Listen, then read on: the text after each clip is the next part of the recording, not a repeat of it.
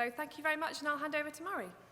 I'm a technology architect at InterSystems, so my job is to work with customers and understand their requirements, and I spend a lot of time working with the vendors as well, so companies in the infrastructure field, so it might be Pure Storage for storage, but it might be Nutanix as far as HCI or VMware for VSAN and those type of things.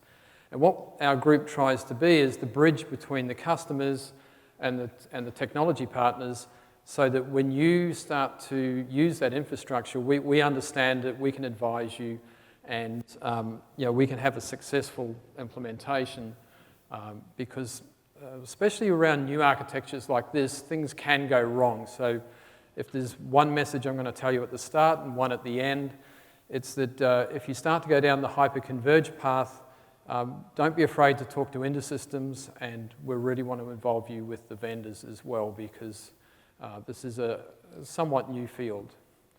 What it reminds me of is about 5 years ago, I started doing presentations at Global Summit about VMware, like best practice, how to deploy it and so on.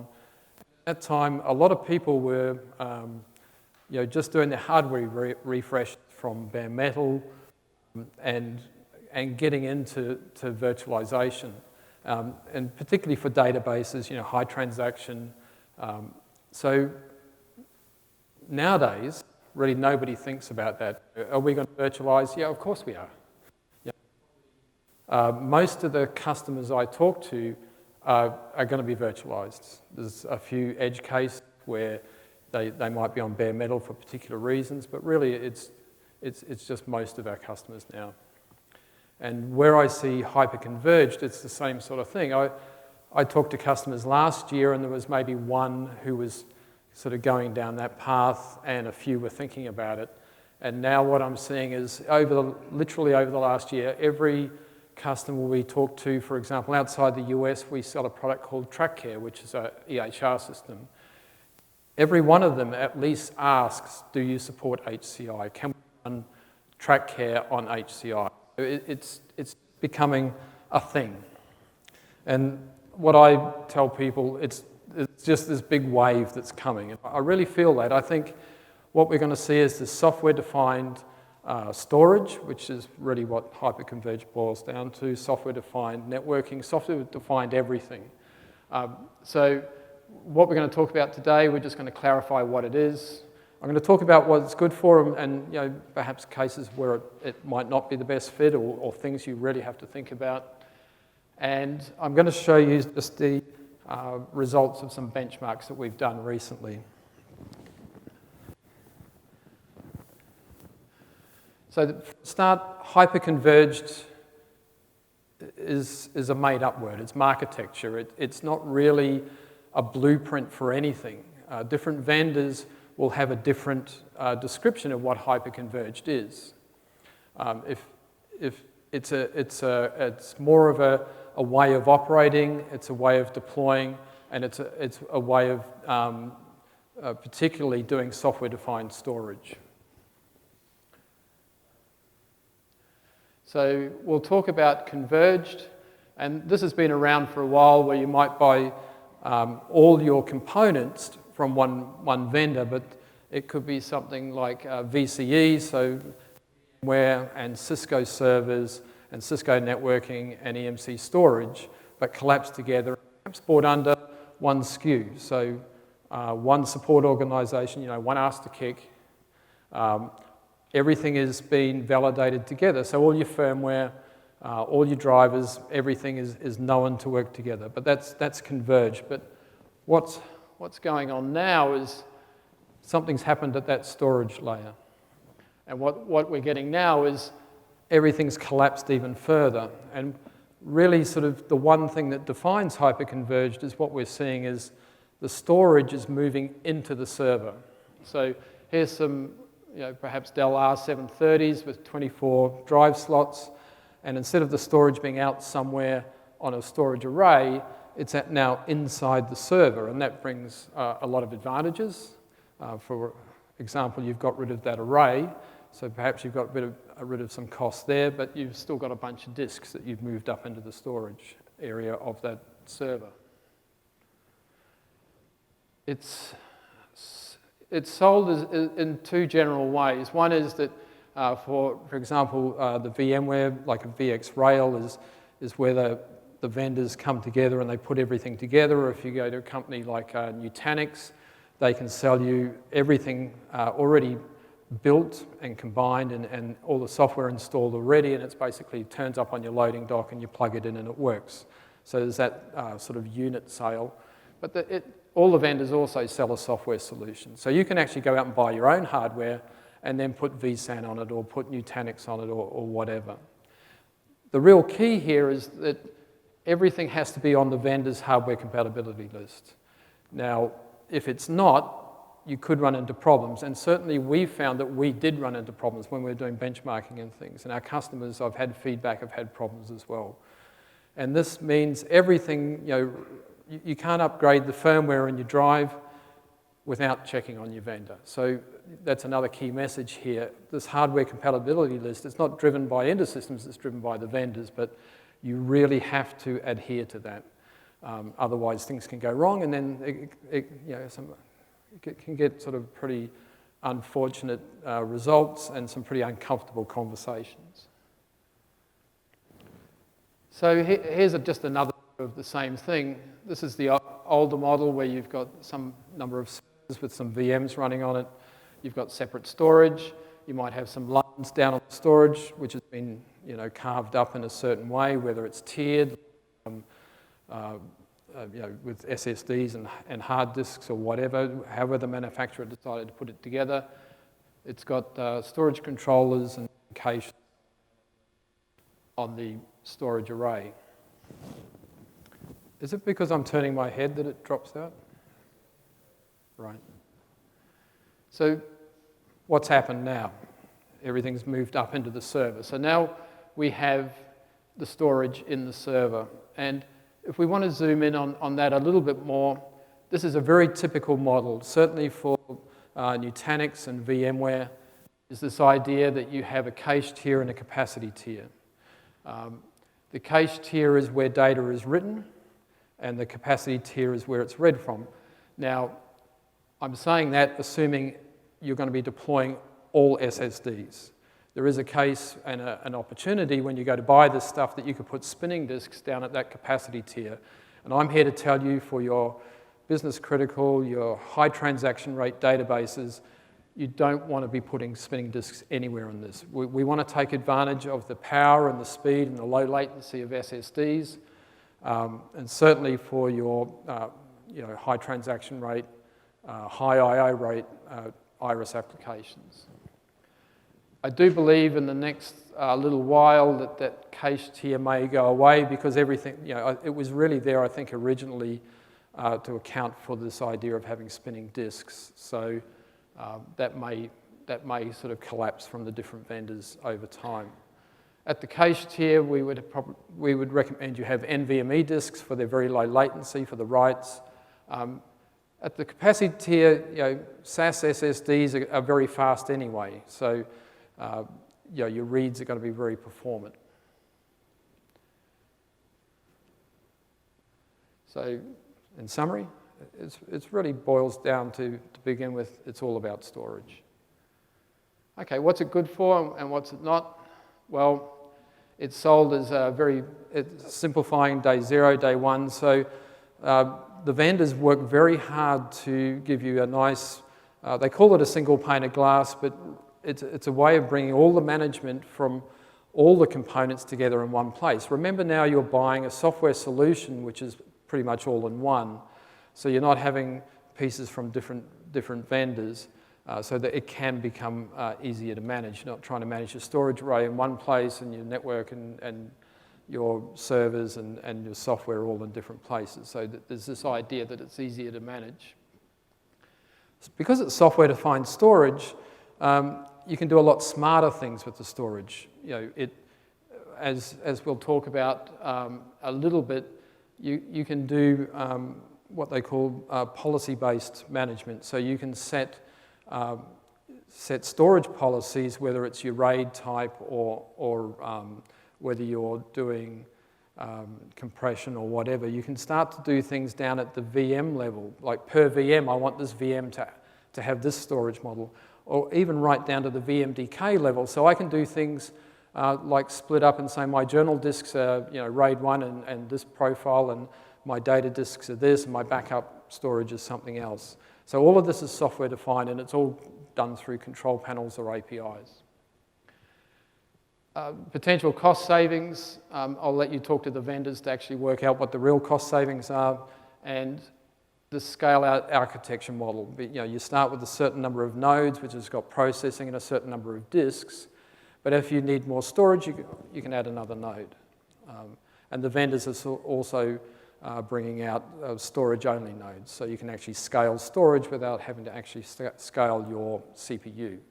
But it makes it easy for organizations that are growing to, instead of buying everything day one for the 5-year hardware life cycle, to now plan a little bit better and perhaps get some benefits at a lower cost earlier on. So it seems a funny place to introduce this, but I wanted to just make sure everybody was on the same page with this. Is hyper-converged supported? And the short answer is yes, because InterSystems releases its products on processors and operating. So we support, for example, or AIX on power. The fact that it's virtualized is not an issue. I've talked to our head of support, and if ever, or rarely, do we ever find a problem with the actual hypervisor or the virtualization layer. We find the customers do bad things with bad results by putting too many VMs on limited infrastructure, but that's not actually a problem with the hypervisor itself. So we're never going to say to you, if you've virtualized, we want you to reproduce the problem on bare metal, because that's just not an issue. So the extension of that, though, is are there any special considerations for hyper-converged? And the short answer for that is yes. There are some, and this has come out of work we've done with specifically benchmarking with Nutanix and with VMware and customer experience. We've come up with some rules. Now, this article is published on the community, and I'll touch on some of these. And I've actually got a session in the same room that follows immediately after that talks specifically about VSAN, and I'll actually expand a few more of the things because it's just a nice way to explain them when I do that session. So that's an ad for the next session.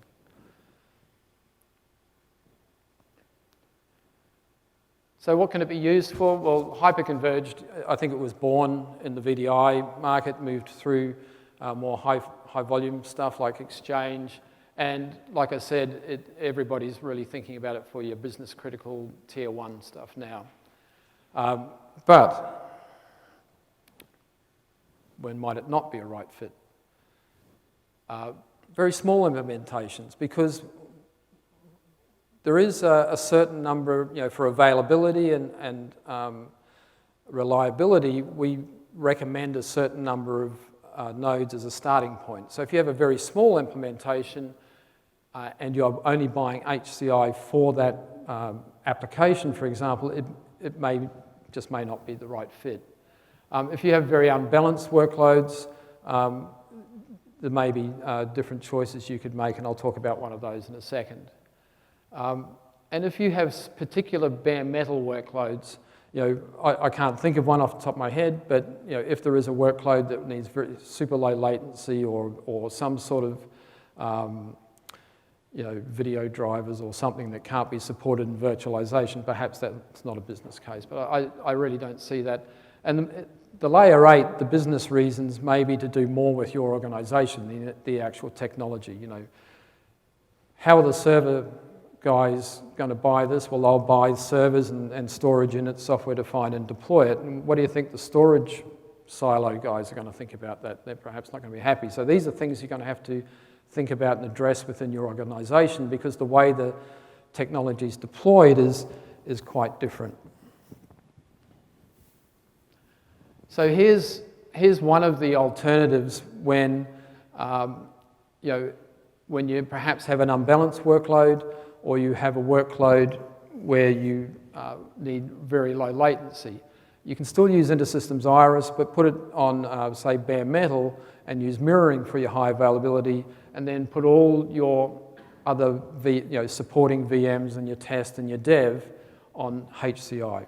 So we're splitting the roles here a little bit. That's one alternative, and we have seen customers deploy this way with just plain virtualization before. They'll deploy their primary hospital database, for example, on bare metal because they can get the performance and the availability from mirroring that way, and they'll have everything else virtualized, all their print servers and so on. So that's one model.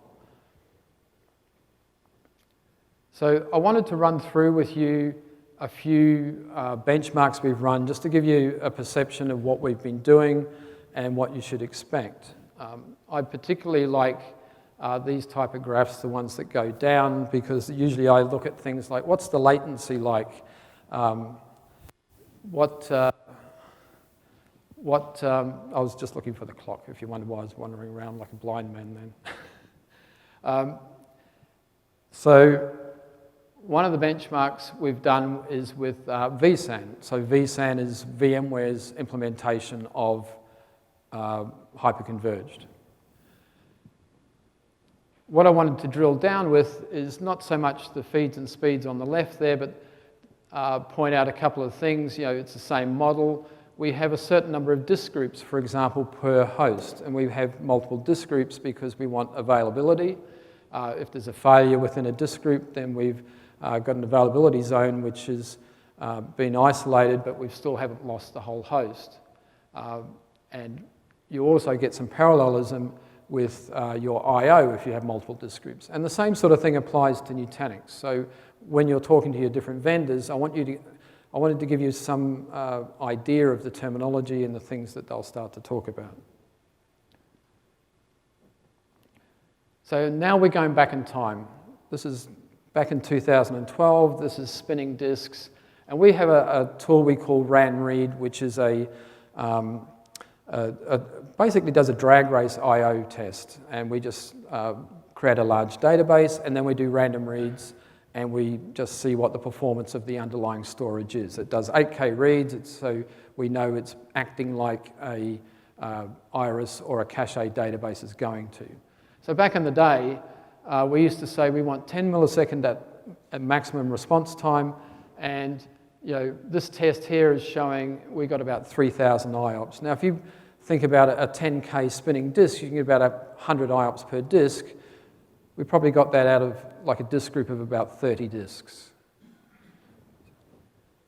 Now we forward fast in time and we look at current technology. And we're seeing this RAN read graph on your left there, we're seeing like 120,000 IOPS. And that's not because of VSAN, that's because we're using flash, we're using SSD. This set of graphs here is just showing that we got 17,000 IOPS out of one VM. I was able to start another VM and start RAN read on that, and we basically doubled the throughput, and the other graph shows the latency was flat. So we're getting this performance as we start multiple VMs. The RAN read test is up on the community website. So you can go off and run it on your own infrastructure and get an idea of where you're standing at the moment. And the other thing that happens with RAN read is it's not limited by, in fact, the I/O capability of the storage so much, is that the way it works is we run a process that does as many reads as it can. And so one process running at, say, 0.5 millisecond latency can only do about 2,000 IOPS. So we start another one, we get 4, we start 10, we get 20, and so on. As we start more and more processes, on a 24 CPU host, we actually run out of CPU. So the limit here is not so much the I/O itself, it's actually we run out of processes to drive it. But I want you to get in your idea that now we're moving to all flash, then your performance goes through the roof. Also wanted to throw this in here, just put the cat amongst the pigeons. This is bare metal with NVMe, and we're getting about 800,000 IOPS on 2 disks. So the technology is changing and changing and changing. So as we get lower and lower latencies on our storage, we're going to see more and more improvement on our throughput. We also run benchmark tests based on our tracker application we sell outside the US. What we wanted to do was to have a benchmark that uses real transactions, real activity, and performs like like a real application does. The way it writes journals, the way it reads data, and interacts with users. And what we see that is that with the graph, the blue chart bar on your right there, with a single database server, we can scale up, and we get about nearly 3 million database accesses a second, or as everybody in this room would probably call them, glow refs. And glow refs relate to transactions and how much work the system's doing. And we can see that with ECP, as we add application servers, the graph goes up. And we see the same results whether it's VSAN or Nutanix. We see the same, they just work, because what's happening there, remember, is we've got one VM, which is doing your database I/O, and then the other VMs are the workhorses of the system, and they're basically just doing processing. But they'll run just as fine on Hyper-Converged as they would on any other sort of infrastructure. But there are some things that we would tell you to do. Remember, there was that list that's out on Community that says these are the ways you would set up your system. Some of them are around getting the best performance out of things like ECP, for example. We also do benchmarks with Nutanix, and I'm not showing Nutanix graphs for you to compare to VSAN graphs because the hardware was different, but I want you to just understand that we work with all the vendors. And I don't want you to take too much notice of all of the numbers and the craziness going on this graph, but we're seeing around about the same. That graph I showed you with the VSAN was about 50 processors. So it was about the same I/O rate. So because the vendors underneath the covers are using essentially the same storage, the difference in storage is not going to be where the difference in the products are. When you talk to the vendors, they'll have other pluses and minuses that you'll want to think about. This was just an interesting graph because we were experimenting whether turning this thing called block MQ on and off would make a difference.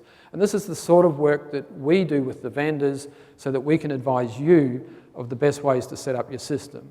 We wanted to see if we can improve the throughput. This is to do with queuing in Red Hat, for example. So I'm just going to skip through a few best practices and a few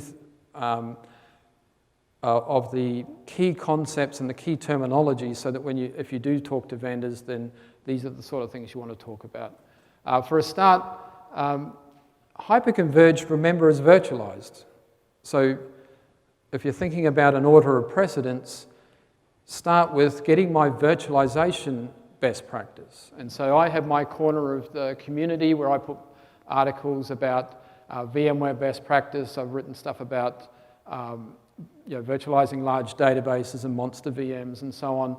And the last one on there about LVM-PE striping, I'll actually go into a little bit more detail in the next session, but it applies to both, once again, Nutanix and VSAN, this idea of striping your data to get parallelism and good I/O out of your systems. Remember, the special considerations. So we cover networking, compute, and storage. So before you start talking to your vendor, please go and have a look at this. Vendors like Nutanix, John's in the room here, they're aware of these. So if you're talking to a reseller and not the primary vendor of the product, I would ask you also to ask them to go backline as well, because what we've seen in the field is customers will be sold on the concept of HCI, and perhaps a reseller doesn't, someone who's a little bit further down the chain and hasn't been involved, for example, in these benchmarks, doesn't really understand what a database is sometimes, but they certainly don't understand iris or cache and the I/O patterns and the way we work. And remember, this is all about storage, so it's all about I/O. So has anybody got any questions? Just as my laptop powers up. Let's have a show of hands then. How many people are deployed HCI already? For the record, there was one wavy hand. How many people are thinking about doing it in the next year, perhaps? There was a couple of half hands, 3 or 4. So this is what I'm talking about.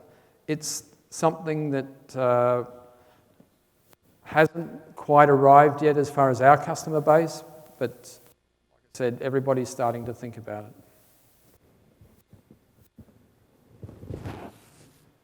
Okay, so let's run through a few of those things on that list at a high level. CPU and memory, same as you would for virtualization. Same as the best practices you'll see on the community posts.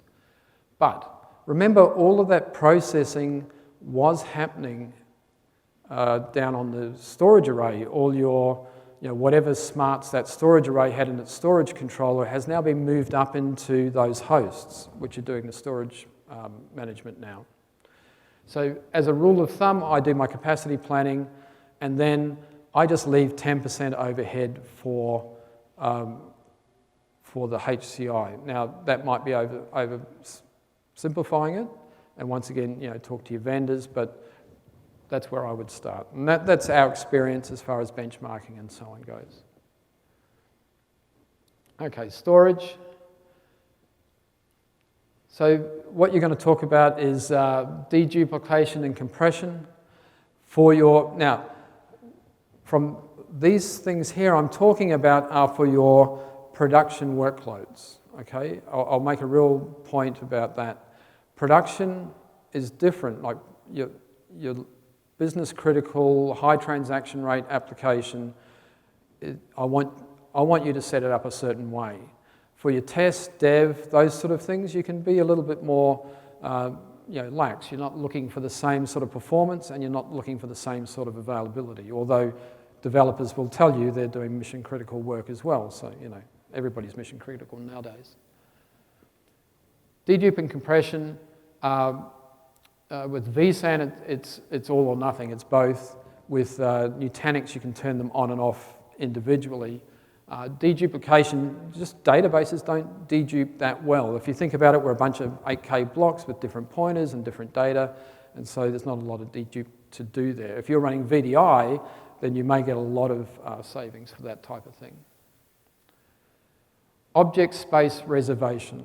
Okay, well, what are they talking about there? It's just thick or thin provisioning. So what I say about this is, if you have the choice, thick provision, and it's not particularly a performance issue. It's layer 8. So your primary core database in your hospital or your finance or shipping application or whatever, you've reserved that space. You can grow your database files as you predicted without worrying about someone else going and stealing that space from you. They've been thin provisioned. Some is this, these have a rare, but it does occur, where you get this thing called bit rot, where the little cells blink off. So checksuming will go around and just make sure the data is not, it will rebuild it. It's on by default on vendor's application, you just leave it on. I'd point out that all the benchmarking that I've shown you and that we do set up as I'm telling you for best practice. We don't strip down for benchmarking. We run them in the production setup. You can obviously do encryption at a high level with database encryption, or you can go right down and SSDs by nature, the way they write data are sort of encrypted. If you pull it out, it's a big mess anyway. especially when the data's been spread around, with software-defined storage. But really, what your risk is where you'll have to be on. If you're worried about people sending cache.dat files, then you're going to have to do database encryption.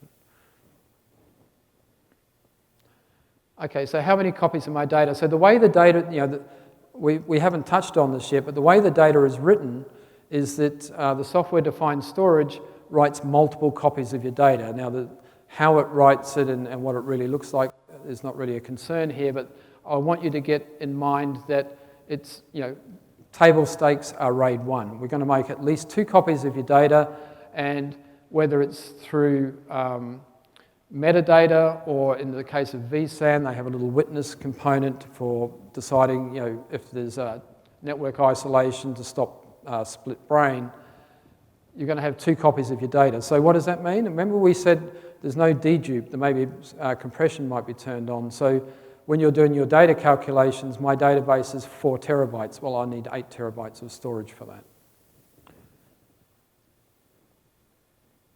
What we recommend, though, is to go further. Remember, data is the core of your business. No data, no business is the short story. So failure, we want at least 2 failures to tolerate, and which means 3 copies of your data. And this brings up another interesting point, that if we've got 1, 2, 3 copies of the data, 2 witnesses, and an n+1, so you can do maintenance and keep your availability and so on, now we've got a 6-host entry for your core database. So this is where I said small implementations might be a case where, unless you're putting your application on hyper-converged with other applications, then maybe it's not quite the right fit.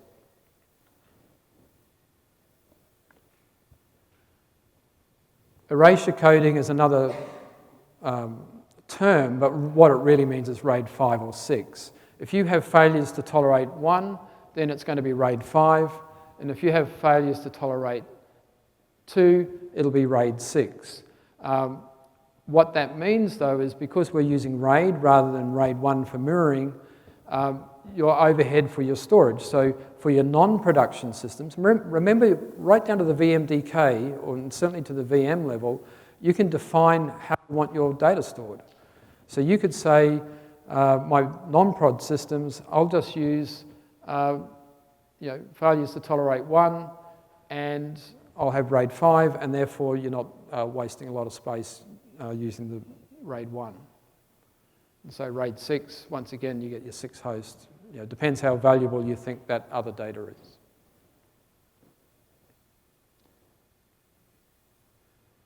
Okay, so database mirroring is one of our core technologies, and certainly something for if you want maximum availability, we'll be asking you to do. But does it make sense when you've got all your data spread around and being deduplicated, or just you don't know where it is? It's multiple copies within the same failure domain.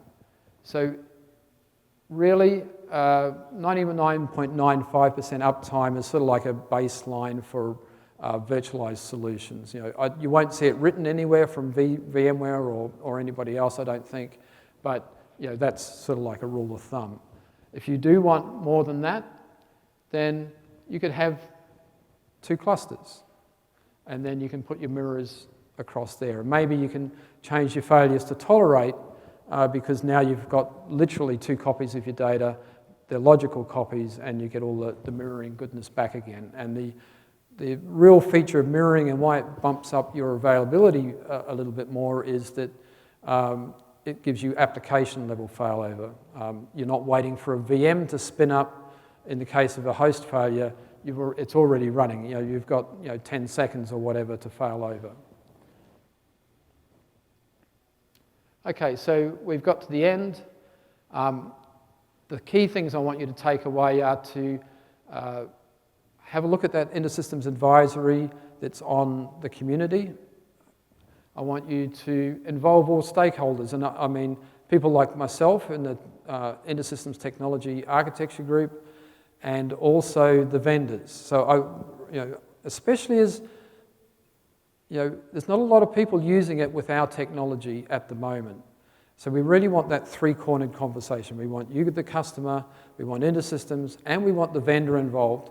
We've been working really closely with vendors, like, for example, Nutanix. We're doing a customer is about to go live with them, and we've got a Slack group set up. We've got conversations going on all the time to make sure that they're buying the right networks and the right storage. And and I'll tell you, I think it's a good story. Originally, they talked to a reseller who proposed something that wasn't suitable. But we all work together, and we've got something now that is suitable and will be robust and will work. But it's that probably will be the blueprint and the reference as we go forward with new customers. But this is a big customer, and if they had gone live with what they originally just got first pass, it wouldn't have been pretty. So especially as we start off, I want you guys to talk to everybody, because we've all got something to add. I don't know the ins and outs and the last thing about VSAN or Nutanix, or any of the other HCIs you'll see out there. So we really need the vendors involved as well. If you do go and buy your infrastructure separately to the software, then it has to be on the hardware compatibility list. And perhaps you want to start with a proof of concept, dev test, something like that to get your feet wet. Certainly it's a nice, easy way to get in. And the last thing I'll leave you with is it's all flash, no spinning disks, not for your database systems.